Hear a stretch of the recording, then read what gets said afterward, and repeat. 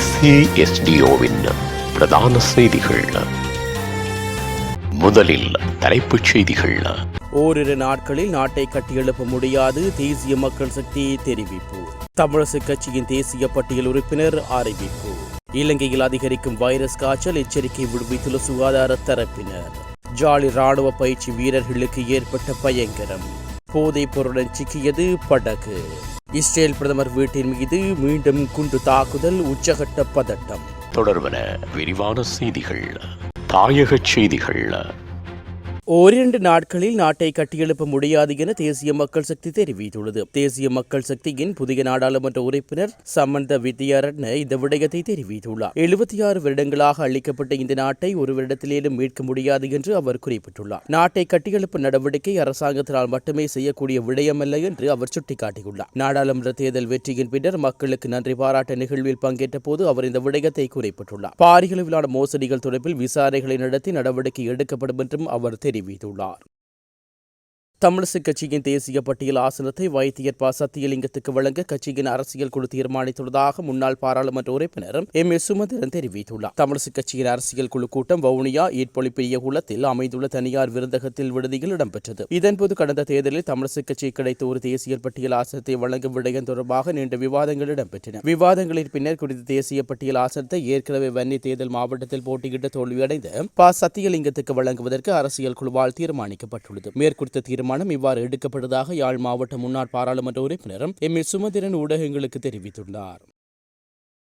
நிலவும் மழையுடனான காலநிலை காரணமாக தற்போது சிறுவர்களிடையே வைரஸ் காய்ச்சல் அதிகரித்து வருவதாக சுகாதார தரப்பினர் எச்சரிக்கை விடுவித்துள்ளார்கள். அத்துடன் தற்போது டெங்கு நோயும் அதிகரித்து வருவதாகவும் தெரிவிக்கப்பட்டுள்ளது. சுவாசிப்பது சிரமம், தலைவலி போன்ற அறிகுறிகள் தென்பட்டால் உடனடியாக வைத்தியரை நாடுமாறு பொரளை சீமாட்டி ரிச்வே சிறுவர் வைத்தியசாலையின் வைத்திய நிபுணர் திபால் பெரேரா தெரிவித்துள்ளார். இந்நிலையில் சுற்றுச்சூழலை சுத்தமாக வைத்திருக்குமாறு, டெங்கு நுளம்புகள் பரவாத வகையில் சுற்றுச்சூழலை வைத்திருக்குமாறு சுகாதார தரப்பினரை பொதுமக்கள் அறிவுறுத்தியுள்ளார்கள்.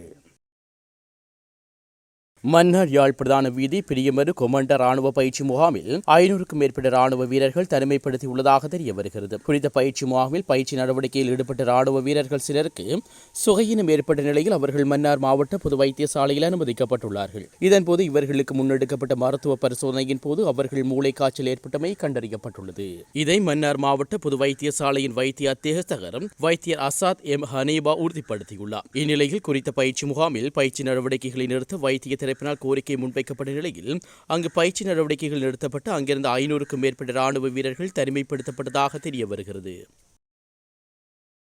இலங்கை கடற்படையினர் ஆழ்கடலில் மேற்கொண்ட விசேட தேடுதல் நடவடிக்கையின் போது போதைப் பொருள் கடத்தலில் ஈடுபட்ட பல நாள் மீன்பிடிப்பது கொண்டு கைப்பற்றப்பட்டதாக காவல்துறையினர் தெரிவித்துள்ளார்கள். இலங்கை மேற்கே சுமார் 110 கடல் மைல் தொலைவில் உள்ள ஆழ்கடல் பகுதியில் இந்த விசேட நடவடிக்கை மேற்கொள்ளப்பட்டுள்ளது. கடற்படையினர் 5 சந்தேக நபர்களை கைது செய்ததுடன் பல நாள் மீன்பிடிப்படியில் 40 கிலோ போதைப் பொருள் கையிருப்பு இருந்ததாக கடற்படையினர் சந்தேகம் வெளியிட்டுள்ளார்கள். வடக்கு மற்றும் சந்தேக நபர்கள் தற்போது மேலதிக சட்ட நடவடிக்கைக்காக கடற்படையினரால் கரைக்கு கொண்டு வரப்பட்டுள்ளது. உலகச் செய்திகள். இஸ்ரேல் பிரதமர் பெஞ்சமின் நெதன்யாகு வீட்டின் முன்னேயுள்ள தோட்டப்பகுதியில் தீப்பிழம்புகள் உருவாக்கும் வெடிகுண்டு தாக்குதல் மேற்கொள்ளப்பட்டுள்ளதாக சர்வதேச ஊடகங்கள் செய்தி வெளியிட்டுள்ளன. இஸ்ரேல் பிரதமரின் வீட்டில் மீது கடந்த அக்டோபர் மாதம் ஆளில்லா விமான தாக்குதல் நடத்தப்பட்டது. இதற்கு ஹிஸ்புல்லா அமைப்பு பொறுப்பேற்றுக் கொண்டது.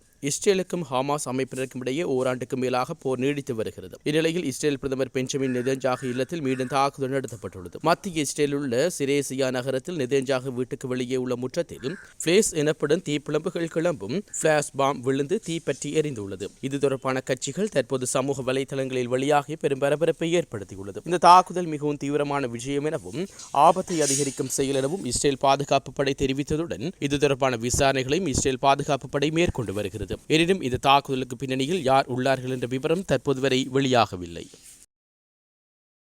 மீண்டும் தலைப்புச் செய்திகள்.